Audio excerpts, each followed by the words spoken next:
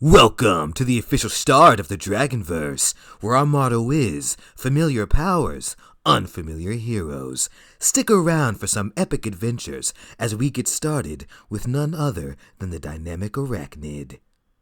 We see the inside of a fancy Italian restaurant at night. Soft music plays over the sound system. 4 men sit at the table: Mr. Ford, his son, as well as 2 others. The restaurant is empty aside from the one table. Excellent as always, Pavone. My compliments to the chef.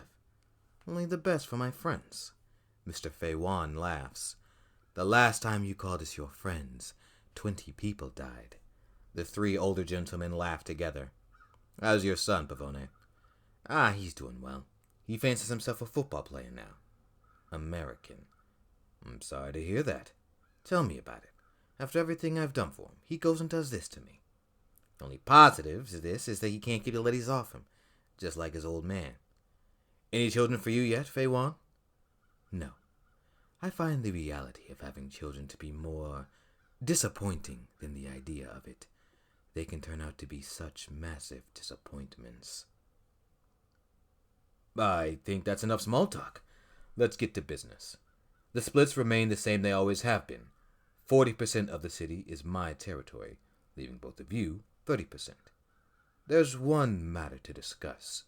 Mr. Feiwan, several months ago, the Blades made several encroachments into my and Pavone's territory. Do you mind explaining that? The Blades are the deadliest organization in the city. I believe this should be reflected in our dynamic. Is that so? I don't care how powerful you are individually. You can't defeat an alliance between myself and Pavone. You would do well to remember that. We have our arrangements, and sticking to them has kept the peace. Damn your peace. If that's how you feel, maybe we should set our guns on the table. Settle this quick. Please, I need no gun. Ford Jr. clenches his jaw as he listens. It doesn't go unnoticed. Something you wish to say, young man? No. He's only here to observe. Now, listen. Actually, I do have something to say. Excuse me, son. I'm talking. I have something I would like to say, sir. The two glare at each other. Make it quick. Let's be honest. This alliance you all have is fragile at best. Sooner or later, you're going to be at each other's throats. Personally, I like your ambition, Mr. Feiwan. Very opportunistic. However, there's something you're all neglecting. There's a new danger to everyone in this room. That vigilante, Arachnid. Seriously? Most of the city doesn't believe he exists. Some lunatic running around in a costume. You believe that's real? That's because you're not paying attention. What did you just say to me? Listen to the news reports. The criminals on the street. All of them say otherwise. He just took out the Skull Gang a few weeks back. Now, if you were smart, you'd take out this Arachnid before he really becomes an issue. Mr. Feiwan smirks at the younger man, while Mr. Ford glares at his son, who continues to glare back at him. Gentlemen, let's refocus. I'm inclined to agree with Mr. Ford. This Arachnid, whoever he is, isn't a threat. Not to us. Let him handle the small fish. What do you think happens when all the small fish have been caught? The young man speaks with wisdom, though we should be careful to draw attention to ourselves with needless action. An excellent point. Meeting adjourned, gentlemen. Ford Jr. leaves the table frustrated. Mr. Feiwan stands and puts a hand on Mr. Ford's shoulder. He shows promise. You must be so proud of him. Mr. Ford cuts his eyes at Mr. Feiwan, who simply smiles at him and takes a sip of his wine. The following day, in downtown Emerald City, we see Arachnid as he dodges a baseball bat swung at his head. There are 4 assailants around him. The first one continues to swing the bat frantically. Arachnid grabs the bat, yanks it from the thug's grasp, and drops him with a kick. The next 2 charge with knives, while the last one pulls out a crowbar. Sensing the impending danger, Arachnid leaps past the 2 criminals with knives and knees the crowbar user in the chin. Arachnid dodges a few barely coordinated knife strikes before grabbing the attacker's wrists and squeezing lightly. They both cry out in pain as the knives drop to the ground. With a single motion, Arachnid webs both of them against the wall. Ah, gross. What is this stuff? I hope it isn't what I think it is. It's webbing, guys. No need to be concerned. And it came out of you? Last I checked. Metal. Thank you? Arachnid prepares to leave as sirens get closer. If this was 20 years ago, you'd be dead. The Nutbusters used to run this city. Arachnid stifles a laugh. You call yourselves the Nutbusters. Laugh it up, jackass. Our time will come again. Arachnid fires a web onto a nearby building. Good luck with that. Arachnid swings off as the Nutbusters continue to shout at him. As he swings towards his next destination, Arachnid bursts into laughter. At the ECPD precinct, Detective Mercury is on the rooftop. She's joined moments later by Arachnid. So I've got a question. What happens if the chief catches us chatting? He shoots you and demotes me. Yeah, that tracks.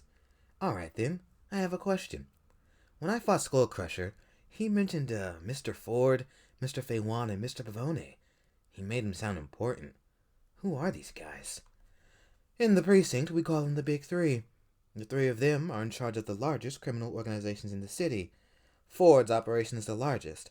However, Mr. Feywan's blades are the deadliest. Ford? As in those Fords? From my understanding, they're cousins. Clearly in different lines of work. The Fords helped build this city. They've held power the longest. Mr. Reginald Ford is the current head of the family. I hear he's got a son, too. Then there's Mr. Pavone. Mr. Pavone? Italian by chance? Good guess. You all right?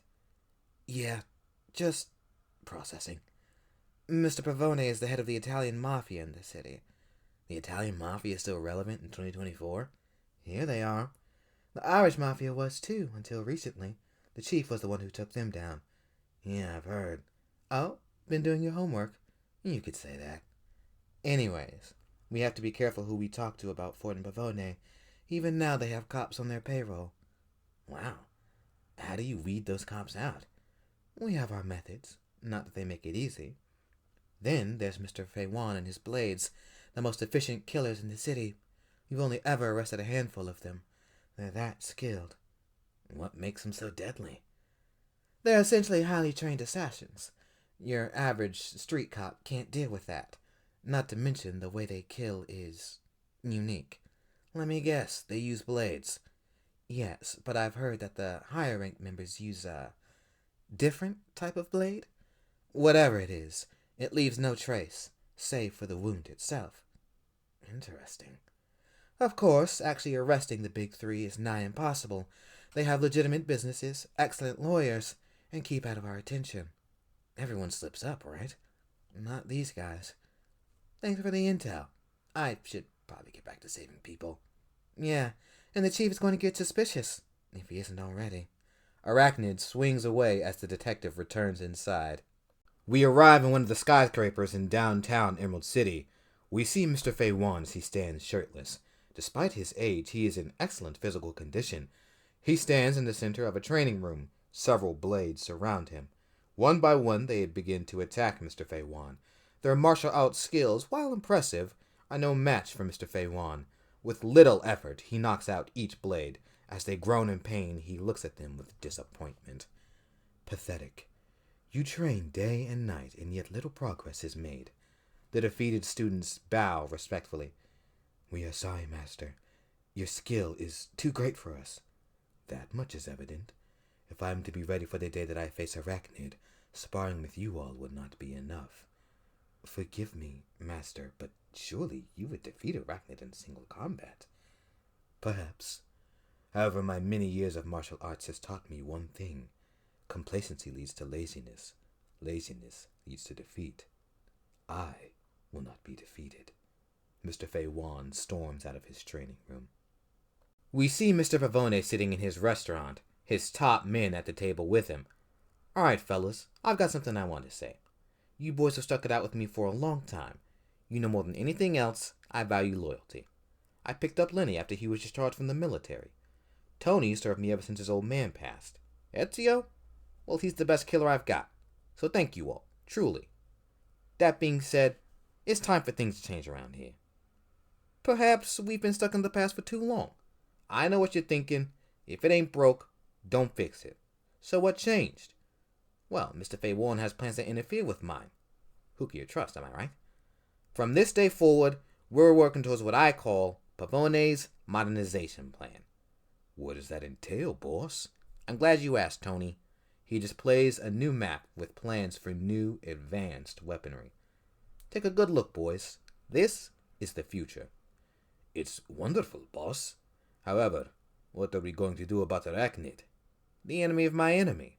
If he finds himself busy with Fei Wan and everything else going on in this city, we can do whatever we want. Undetected. At Emerald City High School, we see Carter and Thomas walking through the halls together. Look, all I'm saying is, you're busy every night, you don't text me back. I just want to know what's keeping you. Thomas sighs loudly. Like I keep telling everyone else, I'm not by my phone all the time. That doesn't sound like an answer. A female student walks past the two of them. Carter watches her glow. Clearly, he has a crush. Her name's Zoe, right? Yeah, just moved to town this year.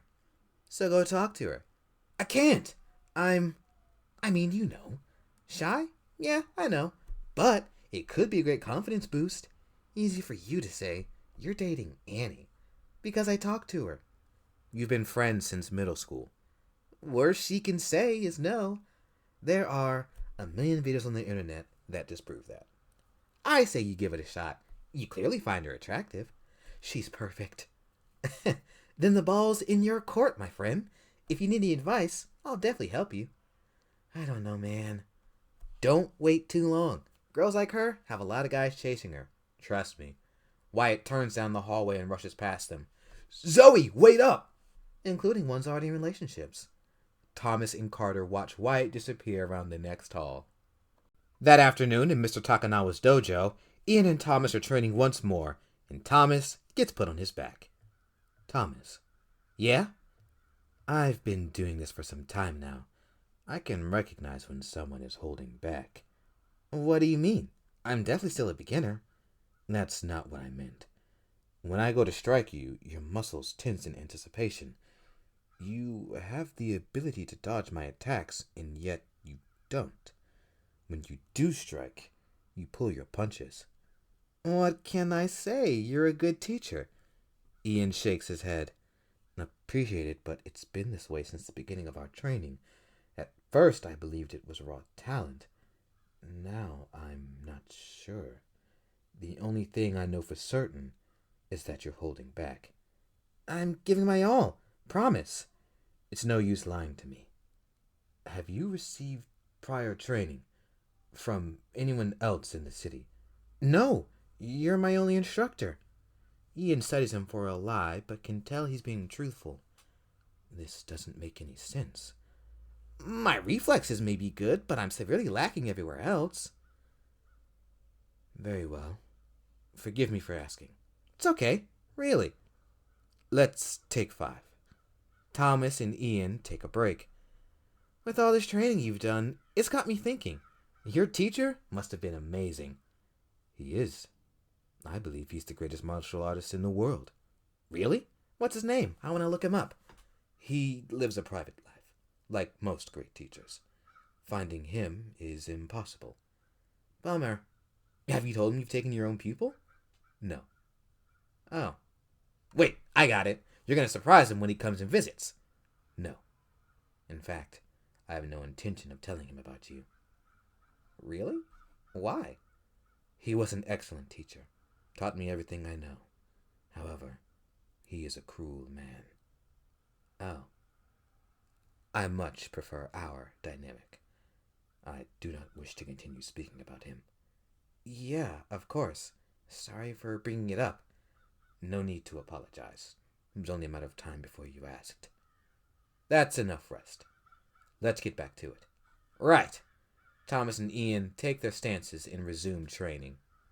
We see Thomas as he exits Mr. Takanawa's dojo. He turns a few corners until he's out of sight. He quickly changes into his costume and begins to swing through the city. He perches on the edge of a building. All right, let's see what we've got today. Several hours later, as the sun is going down, We see Arachnid sitting in a web of his own creation, his mask off and his homework in front of him. He looks out over the city. Slow day, which is a good thing, I suppose. His attention returns to his homework. I should focus. If my grade drops any lower in my English class, Mr. Jackson's going to be the one who kills me. As Arachnid tries to focus, the sound of tires screeching catches his attention. He sits up and spots a car speeding through the city, a black van in hot pursuit. Ah, yes. The moment I try and be productive, something happens. That's your luck, Blake. Arachnid puts his mask on, somersaults off the roof, and begins swinging after the cars. We see inside the car. The man behind the wheel looks in his rearview mirror. The headlights of the van flash through the back seat. He returns his focus to the road, speeding through a red light, the van right behind him. Several cars blare their horns at the vehicles. The van speeds up and swerves from behind him. He accelerates, but the van is gaining speed. He looks for anything. He spots the Emerald City subway station. It's closed for renovations. Saying a silent apology, he turns sharply, barely avoiding an oncoming vehicle in the process. The van can't turn as quickly and its progress is slowed. However, it's still in hot pursuit. The man arrives at the subway station and screeches to a halt. He sprints for the door just as the van is turning into the parking lot. He tests a few doors before finding one that was left unlocked. He disappears inside. The van parks as well, the side door opens, and a group of heavily armed men exit. They head inside after their target. Arachnid swings into the parking lot as the armed men find their way inside. Well, this just got more interesting. Arachnid swings inside after them. Inside the large subway station, the man continues to flee from his pursuers. The darkness provides a bit of cover for him. The armed men activate their tactical lights. Their leader gives his men the signal to stop. Come on out, Mr. Young. We won't hurt you. Just want to talk. His voice echoes through the subway station. Mr. Young hears him and stops to hide. We're going to find you. Might as well give yourself up. Mr. Young prepares to leave but stumbles into a trash can. The noise reverberates through the station. The security chief sends his men to investigate. Before he can scramble away, two men find him and aim their rifles at him. Mr. Young holds his hands up. Wait! Wait! There you are. The chief and his team approach. Wasn't this all a waste of time? Easy for you to see it that way. The security chief shrugs. Perhaps. Whatever. Just get this over with. You heard the man? The chief gives a nod to one of his men. Before he can fire, his gun is yanked out of his grasp. It's a lot of men for one guy. The men turn their rifles to the ceiling. One of them barely manages to spot Arachnid. Sir, I think it's a vigilante. Arachnid? You guessed it. Someone mind telling me what's going on? How about you stay out of this and mind your business? This has nothing to do with you. You made it my business when you endangered innocence with your chase. Help! They're gonna kill me! Shut up! Open fire, men! Half of the men begin to shoot at Arachnid. Mr. Young manages to punch the security chief while he's distracted and run. Keep on, Arachnid. The rest of you, with me. The chief takes the rest of the men with him after Mr. Young. Mr. Young finds a place to hide and catches breath. Arachnid deals with the guards shooting at him. He dodges their gunfire, swinging behind pillars. I can barely see him. He's moving too fast. Keep it up. The boss is counting on us. You can run, but you can't hide, Young. As he hides behind the pillar, Arachnid hears the chief's threat. Wait a minute. Mr. Young? As in... Arachnid peeks around the pillar, but can't see him. I'm gonna save his life. Better act now. Arachnid crawls up to the roof above the men who are still firing at the pillar. Once he's above them, he drops down, webbing their guns from them. Then they pull out knives. He dodges their attacks and begins to down them quickly. Once they're dealt with, he chases after the chief. Mr. Young hides in the broom closet and remains quiet as possible. The chief and his team slowly walk down the hallway. Didn't have to be this way, Young. If you had performed your job adequately, then none of this would be happening. The chief's voice gets closer. He spots the closet door and has his men surrounded. Now, you're gonna die here. Don't worry about your family. I'm sure I'll be visiting them soon enough. Mr. Young sees the lights outside the door and closes his eyes. Gunshots go off. When they stop, he's still alive. The door handle is turned and the door begins to open. Thinking quickly, Mr. Young grabs a nearby broom. He swings it with all of his might. Its momentum is immediately stopped. He once again prepares to be shot to death. I'm not going to hurt you, Mr. Young. The man opens his eyes and sees Arachnid holding the broom. The security team is on the ground. Finally, able to get a good look at him, Arachnid does recognize the man. You mind telling me what this is all about, Mr. Young? It's a tale as old as time. A good man gets pulled into business with the wrong people. The danger of working under my boss. Your boss being Reginald Ford. One of the big three. Yes. What did you do that they were going to kill you for it? I would negotiate contracts for him for his business deals. Well, my most recent negotiation fell through. Mr. Ford lost out on $250 million because of my failure. And I guess forgiveness was out of the question. You would be correct. I hope me telling you this doesn't put you in conflict with him. I can handle myself. Mr. Young looks at the unconscious securities team. Yes, that much is evident. If it's all the same to you, I'd like to leave this place. By all means, after you. Arachnid webs up the security team, and then the two exit the subway station. Arachnid returns to Mr. Young's car as he prepares to leave. What are you going to do now? Get my family out of the city. Mr. Ford will come for them if I flee. For how long? As long as necessary. Mr. Young smiles at Arachnid. Thanks again for saving my life. You're a true hero. Anything for a fellow Michigander. Stay safe, Mr. Young. Mr. Young gets in his vehicle and drives away from the subway station. Across town, we are back to Mr. Takanawa's dojo, as Ian is preparing to leave. When he turns around, Mr. Fei Wan is standing in the doorway. You know, I never understood why you stayed in the city. You could have gone anywhere, and yet, here you are. We both know you never would have let me go that easily.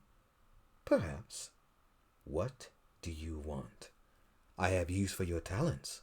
No, you gave me my freedom. You were only free until I had use for you. That time is now. I refuse.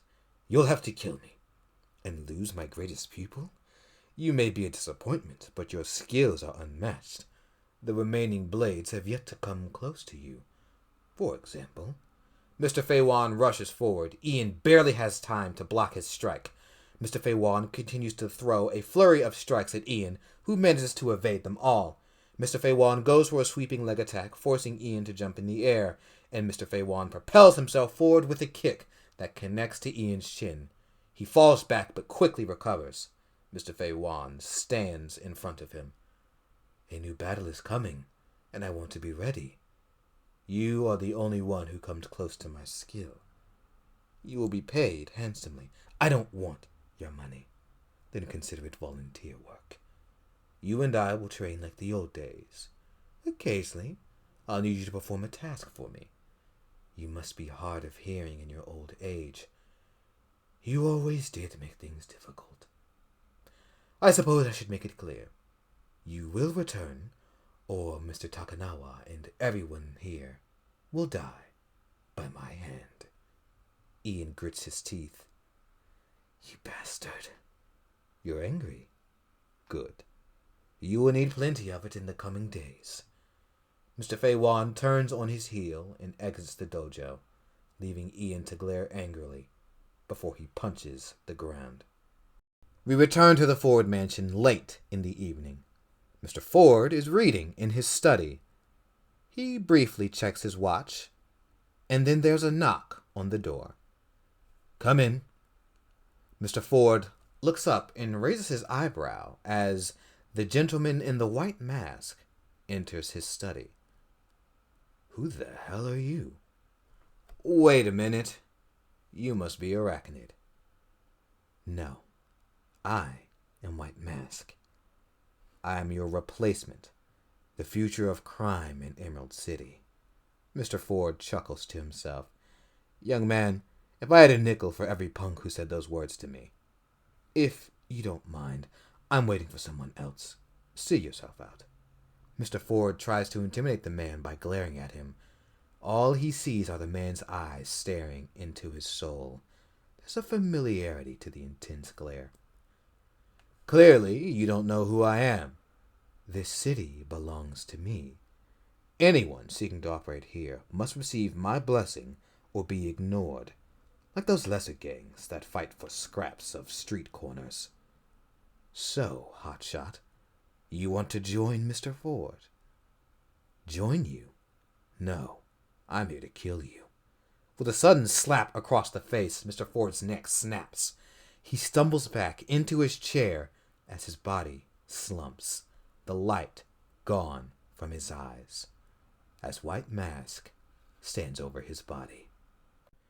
Hey guys, Big Green Dragon here. I hope you enjoyed what you just watched, and if you did, think about sticking around, subscribing, notification bell. Oh, I think that's the usual stuff YouTubers say. Anyways, seriously, I hope you enjoyed it. Thank you, and hey, come along on this journey with me as we explore the dynamic Arachnid, and of course, many others to be following. I don't have a consistent upload schedule yet. I am just one dragon. But I promise that I will get the videos to you as best as I can in a timely manner. Until next time, take care. Dragon out.